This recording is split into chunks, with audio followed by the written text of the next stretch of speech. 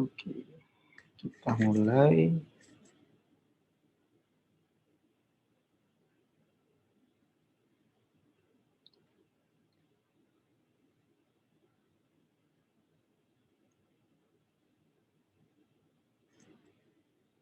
Oke, jadi hari ini kita udah masuk ke materi routing ya.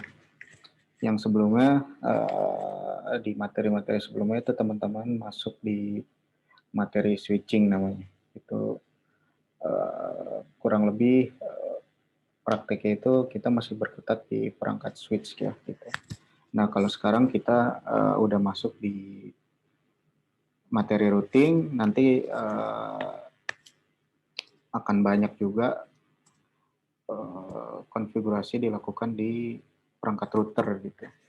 Nah, nanti juga mungkin kalau misalkan sudah lanjut materinya nanti bakal digabungkanlah kedua materinya itu bisa dipraktekkan juga gitu. Jadi antara switching dan routing bakalan disatukan lah gitu ya. Oke, kita masuk di materi routing. Yang pertama ini apa itu routing? Jadi intinya routing itu gimana caranya kita ingin menghubungkan dua network atau lebih yang berbeda jaringan atau berbeda subnet gitu agar bisa saling terhubung gitu. Intinya routing itu jadi gimana caranya kita bisa saling terhubung dengan network atau jaringan yang berbeda atau dengan subnet yang berbeda gitu. Nah, itu dibutuhkan yang namanya routing. Nah, perangkatnya namanya router. Nah, kalau sebelumnya teman-teman di perangkat switch itu kan masih berkutat di jaringan yang sama lah ya gitu, di subnet IP yang sama gitu. Gimana caranya bisa saling terhubung, terus gimana caranya dipisahkan menggunakan VLAN gitu. Nanti pun ketika gimana cara menghubungkan VLAN yang berbeda gitu dan di jaringan yang berbeda menggunakan routing ini gitu. Nah, routing ini ada yang dinamis, ada yang statis gitu. Mungkin teman-teman udah tahu ya. Udah pernah ada mata kuliah yang menjelaskan itu. Routing itu ada dua, routing statis, routing dinamis. Bedanya itu hanya dalam penentuan rutenya gitu. Pada saat menentukan rute, kalau statis itu ya kita statis, kita atur manual gitu, kita tentukan mau lewat mana gitu. Kalau dinamis itu diatur oleh sistemnya gitu atau dengan protokol lah. Gitu. Oke, terus komponen routing ini kemudian klasifikasi routing ini ada dua, statik dinamis, ini yang tadi udah dijelasin. Terus ada juga network perspektif. Jadi perspektif dalam jaringan itu ada dua juga, ada yang disebut directly connect sama remote network gitu. Ini bedanya gimana? Kita jelaskan selanjutnya. Oke, ini di sini digambarkan ada dua jaringan lah di sini. Nah, di sini. Ini ada jaringan A sama di sini ada jaringan B. Sorry. Nih, di sini di yang sebelah kanan ada jaringan A, terus di sebelah kiri ada jaringan B. Gitu. Nah, kalau kita lihat dari sudut pandang router A atau network B ya, berarti di sini ada network B. Di network B nih, kalau dibaca di sini, kalau dari sudut pandang si router A, kalau kita ngelihatnya dari router A gitu, nah si gambar A atau network A ini di sini, ini adalah remote network atau bahasa gampangnya adalah network lawan lah gitu, yang nantinya pengen kita hubungkan gitu. Nah, ini si gambar A ini disebut remote network kalau dari sudut pandang si router A ini.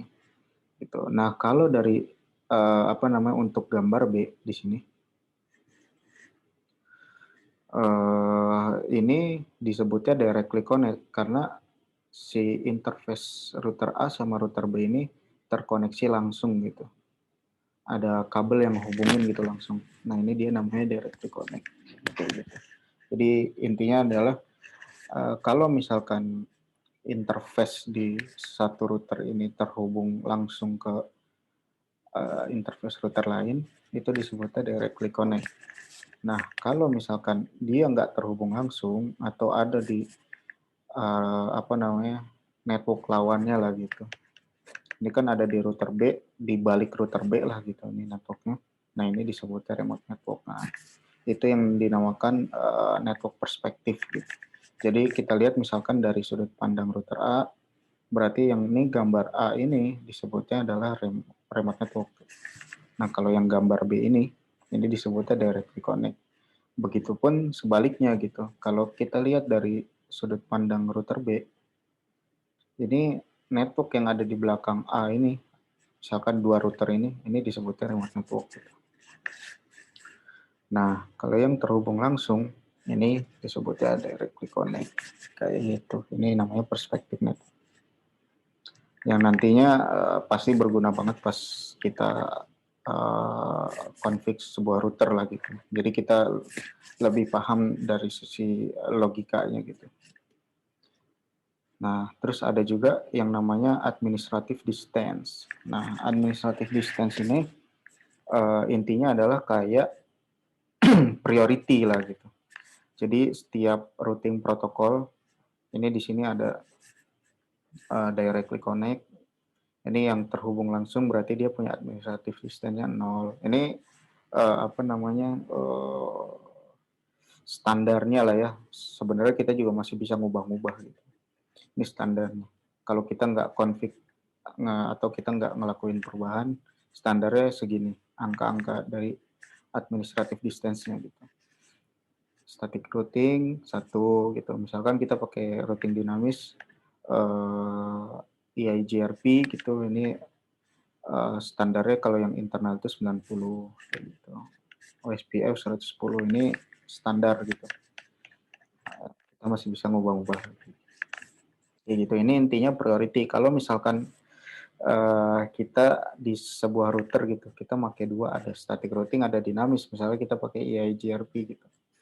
Nah, yang bakal diduluin sama si routernya itu pasti si static routing gitu, karena dia administrative distance-nya lebih kecil daripada si EIGRP gitu. Jadi intinya dia priority gitu. Jadi misalkan di satu router ada lebih dari satu routing protokol yang dipakai, nah tinggal dilihat dia administrative distance-nya mana yang lebih kecil, berarti dia yang bakal diduluin gitu dalam memproses rutenya lah gitu.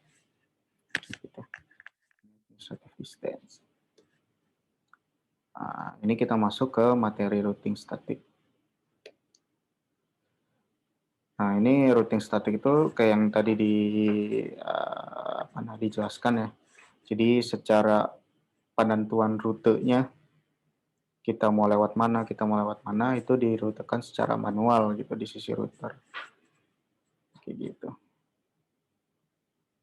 Nah, terus routing static ini sistem kerjanya itu unidireksional atau cuma satu arah gitu. Jadi kalau misalkan ada router A, router B, kita nggak bisa tuh cuma config di router A doang nentuin jalurnya. Nah, di router B kita juga harus nentuin jalurnya gitu. Gimana caranya buat terhubung ke si router A kayak gitu. Nah, ini kalau routing static itu semuanya manual lah gitu, menentukan arahnya bolak-balik gitu. Jadi kalau misalkan ada 3, berarti kita harus nentuin 3 kali 2 ya, karena kan kalau 2 arah itu kita harus menentukan 2 arah gitu, bolak-balik receive-nya sama transmit-nya gitu. Jadi kalau misalkan ada 3, berarti kita harus nentuin 6 jalur gitu. Masing-masing router ada 2 kayak gitu. Nah, ini komennya. Ini komennya simple. Gini doang. Intinya adalah IP root, remote network, remote network itu network lawannya ya.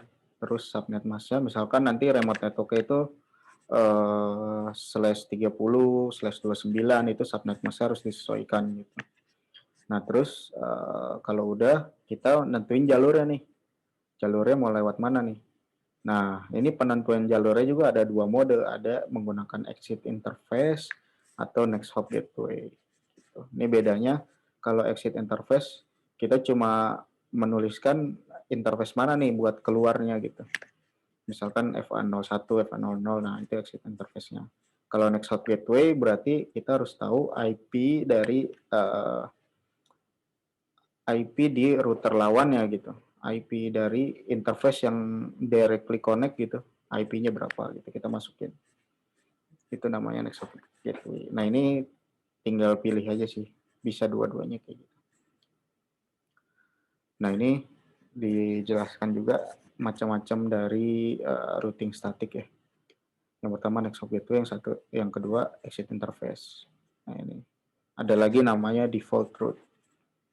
Kayak gitu. Nah ini sampelnya. Nah kayak gini. Misalkan kita ada di router A nih. Kita mau nentuin jalur ke network yang ini 172.16.1.0. Nah kalau kita pakai next hop gateway gini komennya. IP route 172.16.1.0. Nah, misalkan di sini /24 dimasukin subnet masknya 255.255.255.0. Nah, ini next hop gateway-nya. Nah, kalau kita lihat dari router A, next hop gateway-nya kalau kita pengen ke sana kan ini nih yang ada di interface di router B nih. 172.16.2.1 karena di router A itu ada yang satu segmen itu 172.16.2.2. Nah, ini yang saling terhubung ya. Tapi di router lawannya gitu. Nah, berarti ini yang dimasukin. Atau bisa juga kita pakai exit interface. Nah, kalau dari router A, dia pengen ke router B kan keluarnya di lewat ini nih, interface S0000. Nah, ini dimasukin aja S000. Nah, ini tinggal pilih aja mana yang lebih gampang. Pasti ada plus minusnya lah gitu. Minusnya kalau kita pakai yang next hop gateway, ketika IP-nya berubah, ini kita otomatis harus ngerubah juga nih si routingannya gitu. Nah, kalau kita pakai exit interface, kalau ada perubahan IP di sini yang menghubungkan router A sama router B, kita nggak usah ngerubah lagi si static routingnya gitu. Jadi lebih fleksibel lah gitu. Ini sebenarnya ya tergantung kita gitu mau pakai yang mana. Bebas. Terus ada lagi default route. Nah, kalau default route ini begini deh.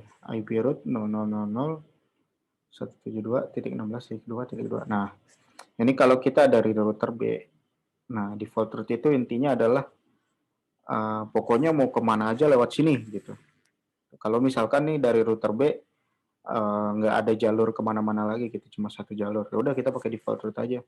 0000 ini menunjukkan ketika mau ke IP mana aja, berarti lewatnya si hop yang ini 172.16.2.2 gitu.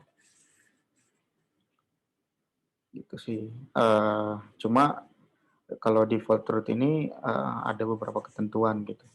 Dia harus ada di router yang di ujung gitu. Dia nggak ada jalur kemana-mana lagi. Cuma ada satu jalur. Nah ini baru boleh pakai default route gitu. Kalau misalkan dia ada di tengah-tengah gitu, terus ada beberapa jalur, nah itu dia nggak bisa pakai default route. Karena bakalan nanti nggak efektif lah gitu, jalurnya lebih muter. Nah, cuma kalau misalkan kayak router B ini, dia kan nggak ada jalur kemana-mana lagi nih. Jadi dia bisa pakai default route. Jadi intinya dia ngebacanya adalah kemanapun IP-nya lewatnya ke si router A lah gitu. Kayak gitu intinya. Lebih gampang lagi sebenarnya. Jadinya kita nggak perlu nyari remote networknya di mana harus lewat sini gitu. Nggak usah. Kayak gitu. Oke, buat materinya cukup simple ya. Sampai di sini ada yang mau nanya dulu sebelum kita lanjut?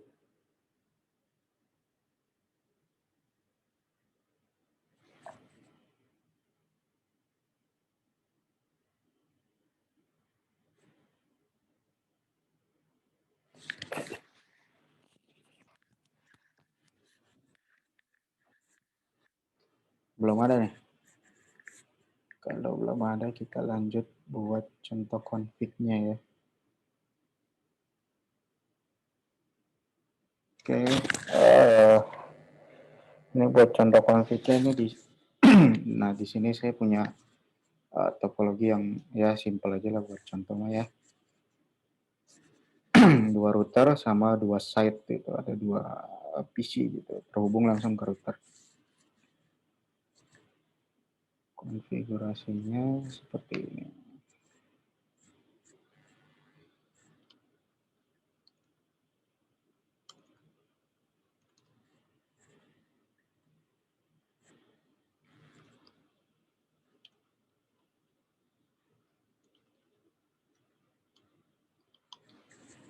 Oke, kayak biasa, pertama-tama kita input dulu IP-nya, IP di tiap interface-nya di router, nanti di PC-nya juga.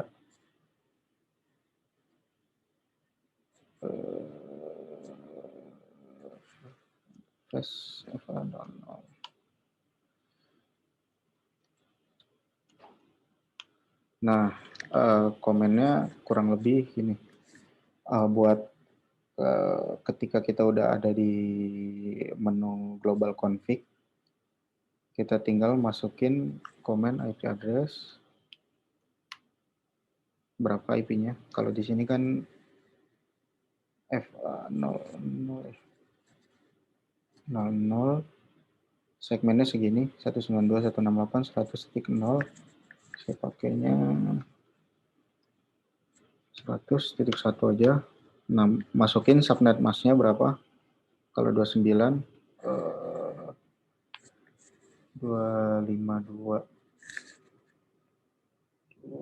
248 ya benar, 248.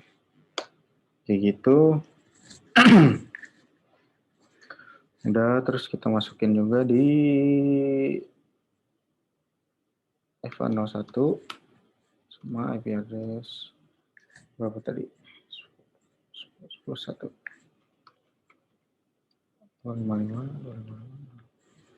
252.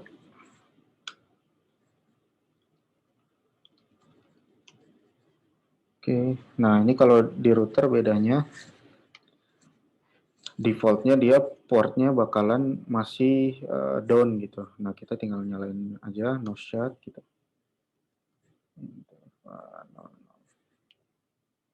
No satu no shut. Nah buat ngecek interface sudah up atau belum, tinggal dulu show IP interface brief. Oke, kalau di sini udah up, status up, protokol up, ini berarti udah nyala. Tinggal router 2.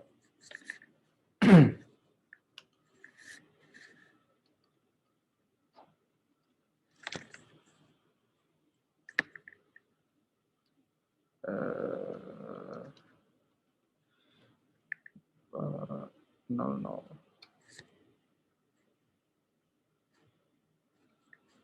IP 172.16.10.1 aja. No shot.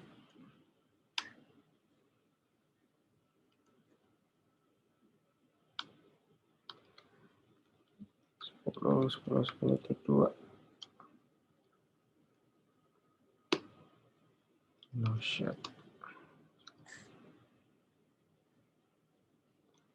Do show IP nt. Udah up semua. Kita tinggal coba ping IP yang directly connect lah ya. Salah.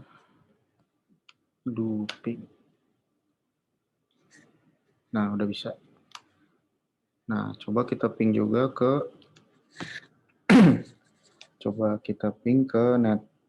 remote network ya, ke segini coba. Yang 192.168.100.1 coba.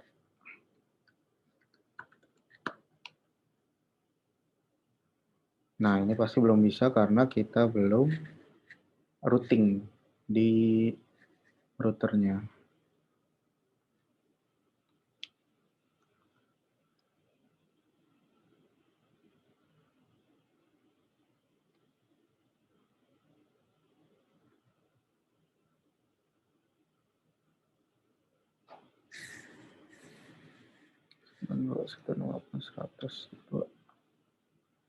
/29.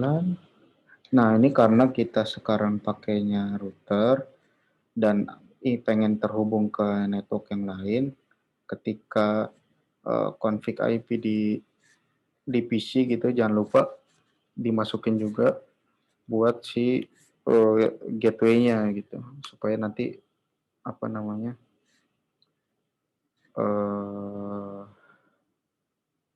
bisa tahu gitu jalurnya kemana.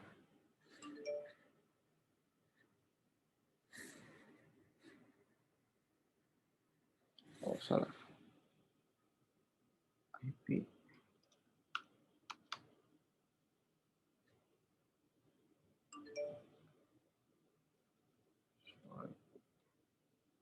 Nah, pastiin di PC-nya udah ada gateway-nya yang tadi kita set di routernya. Nah, sekarang kita coba ping dulu. Udah bisa. Berarti udah bisa ke router. Sekarang di PC 4 juga sama. Ping 72.16.10.2/29. Gateway-nya jangan lupa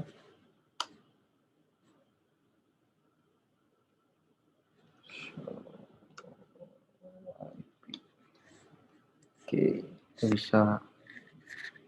Kita tes ping juga. Udah terkoneksi ya. Nah, ini kita tinggal masukin routingnya gitu. Nah, ini kalau misalkan cuma ada 2 begini, bebas sih. Kita bisa juga pakai default route. Cuma biar ngerti kita pakai next hop gateway atau pakai exit interface aja. Nah, ini kalau kita lihat dari topologinya, misalkan dari R1 pengen ke R2, ini kan kalau kita pakai exit interface, berarti kita exit interface itu adalah yang FA01 ini. Nah, kalau kita pakai next hop gateway, kita pakai IP yang ada di R2 gitu.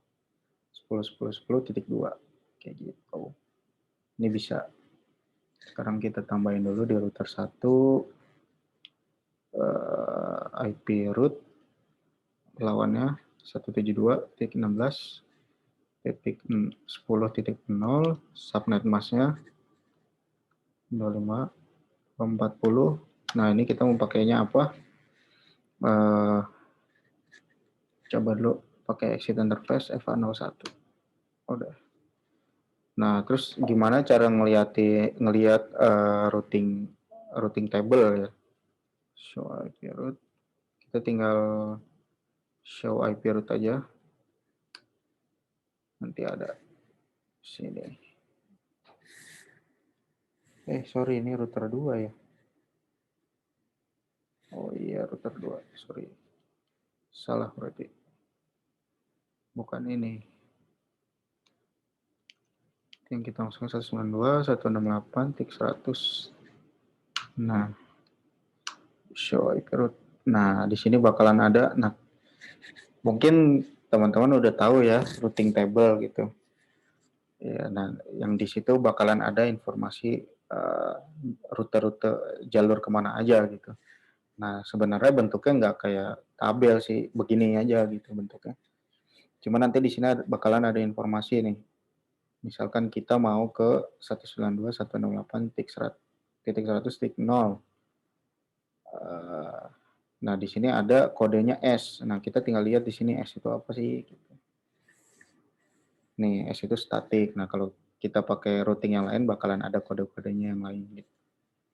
Nah, ini coba setelah kita kasih static routing udah bisa ngeping belum? Salah. Nah, udah bisa. Tapi kalau kita coba dari lawannya, pasti belum bisa.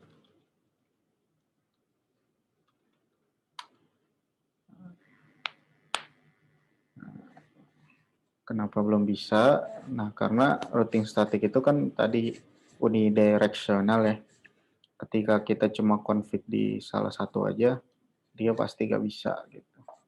Nah, sekarang kita tambahin di sini IP root 172.16.10.0.255.255.255.240 exit interface lagi. Saya sih lebih senang pakainya exit interface itu karena lebih apa ya? Lebih gampang aja gitu. Kalau misalkan kita nggak hafal IP lawannya berapa gitu. Show IP root, kita cek lagi routingannya. Udah ada di sini static, kita coba ping lagi.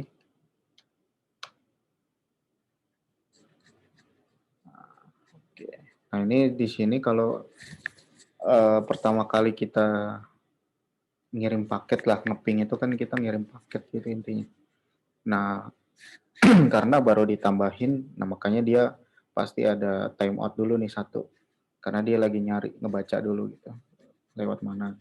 Kalau kita ping lagi pasti udah lancar. Gitu, Oke, udah bisa. Nah, sekarang kita dari mana nih? Dari PC1 coba ya. Dari PC1 kita ping ke gateway dari network lawannya dulu coba 172.16.10.1. Udah bisa belum? Nah, udah bisa. Ini sama dia pasti ada timeout dulu. Karena dia pasti nyari dulu. Nanya dulu gitu ke gateway-nya. Ini kalau pengen ke IP sini lewat mana sih gitu. Nah, sekarang ke PC-nya. Udah bisa juga. Kayak gitu. Ini pasti di lawannya juga udah bisa sih. Itu stick 1.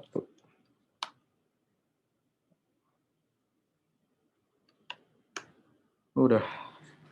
Static routing kalau misalkan topologinya sederhana kayak gini bakalan nggak terlalu rumit lah gitu. Kalau misalkan routernya ada banyak baru deh itu bakalan jadi rumit banget karena kita harus menentukan jalurnya satu persatu gitu.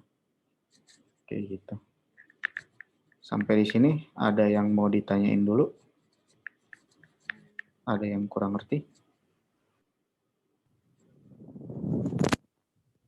Berarti kalau setelah PC ada switch itu di switch nggak ada konfigurasi apa-apa ya Kak? Betul. Jadi nanti misalkan kalau di bawahnya ada switch, teman-teman tinggal konfigurasi aja. Misalkan dia pakai VLAN gitu, cukup config VLAN-nya aja. Nanti routingnya cukup di routernya aja. Nah kalau misalkan apa namanya nggak pakai VLAN gitu, VLAN-nya pakai VLAN default, ya berarti nggak usah config apa-apa lagi gitu. Tinggal config di routernya aja. Kayak gitu. Kan taruh di switch paling kita kayak enable portnya, setting VLAN-nya kayak gitu-gitu, mau di set jadi client atau trunk gitu-gitu. Itu di switch gitu. Kalau di apa namanya routingnya itu di router. Jadi di switch nggak ada konfigurasi routingan kayak gitu. Berarti kalau walaupun berbeda VLAN tetap bisa connect kan ya kayak? Beda VLAN di beda router gitu. Iya. Bisa. Jadi bisa kan? Bisa. Bisa. Nanti juga mungkin bisa di apa namanya? Mungkin teman-teman kan kemarin udah belajar juga soal interVLAN gitu. Nanti apa namanya? interVLAN digabungin sama routing juga bisa. Jadi nanti misalkan apa namanya ada 2 site itu A sama B gitu. Nah di site A ada beberapa VLAN nih, udah masuk ke router pakai interVLAN, apa namanya site B pengen bisa connect nih ke apa namanya ke site A gitu. Nah itu bisa juga, walaupun si VLAN-nya berbeda gitu. Itu pasti bisa. Baik, Kak. Terus kalau misalkan jalur dari satu network ke network yang lain kan dia ada 3 router nih, Kak. Berarti yang router yang tengah itu kita config-in juga ya? Jadi kayak satu-satu dari yang satu, yang kedua, yang ketiga gitu. Kita tentuin jalurnya kayak gitu, Kak. Sendiri. Oh, bentar. Kalau misalnya bentar ya. Kalau di sini ada 3 gitu. Iya. Oh, iya. Jadi mesti ditentuin dulu nih. Berarti kalau misalnya ada 3 ya. Bentar, saya tambah dulu 1 biar ke gambar. Misalnya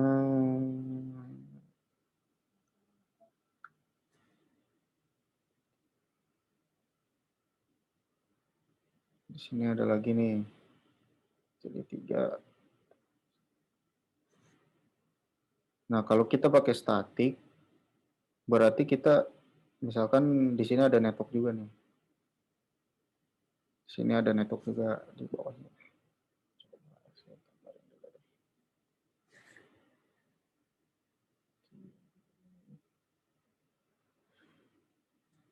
Sini ada juga. Oke. Nah, di sini ada 3 router, berarti di sini ada 3 site lagi tuh. Nah, ketika nentuin jalurnya, berarti kalau dari sudut pandang R1, dia ada remote network-nya ada 2 gitu. Berarti dia harus nentuin dulu misalkan dia pengen apa namanya bisa terhubung ke PC 4 nih. Dia tentuin dulu routingnya, set lewat mana gitu misalnya. Nah, ketika dia pengen ke R3, dia tentuin lagi lewat mana gitu. Nah, misalkan apa namanya pakainya exit interface gitu. Ya udah cukup pakai FA01 gitu. Nah, cuma nanti di R2 dia bakal nentuin juga nih kalau dia mau ke R1 lewat mana, ke R3 lewat mana. Jadi yang bakal lebih banyak routingannya ada di R2 sih harusnya. Enggak ding, sama ya. Ya, pokoknya gitu, di tiap router dia harus nentuin jalurnya mau kemana gitu. R1 mau ke R2 ditentuin.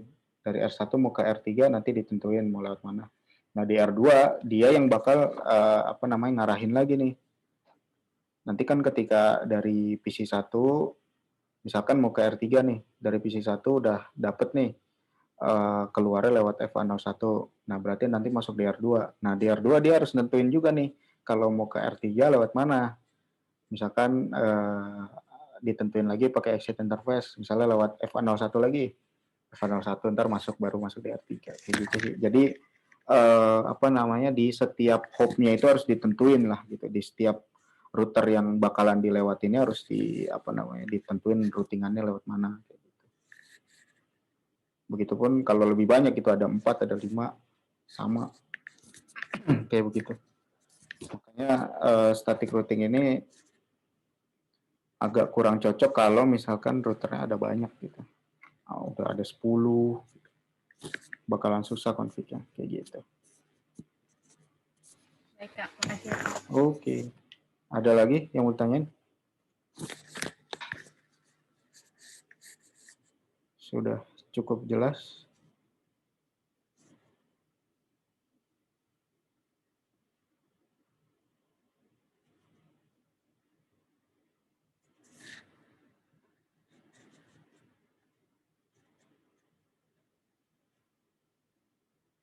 Oke. Belum ada ya? Oke, kalau gitu paling buat materi static routing ini segitu dulu. Nanti teman-teman cobain yang ada di modul. Kalau misalkan ada kendala, bisa langsung di-infoin aja di grup. Kendalanya kayak gimana. Kayak gitu sih paling. Oke, Kak. Yuk, oke. Baik, Kak.